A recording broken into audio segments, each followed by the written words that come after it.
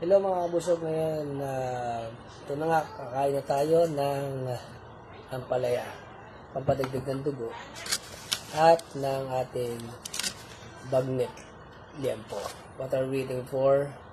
Kainin na natin ito. Tingnan nyo naman, napakasarap, napakataba.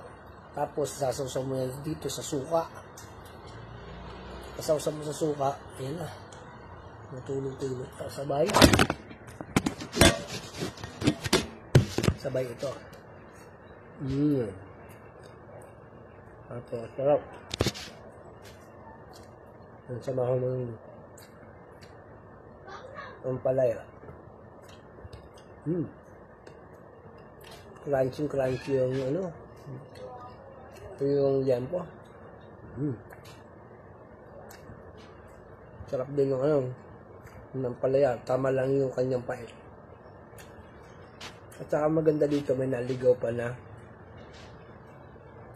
daing na bangus. Tikman natin yung daing na bangus. Sarap. So yun. Sausaw din natin ito sa suka.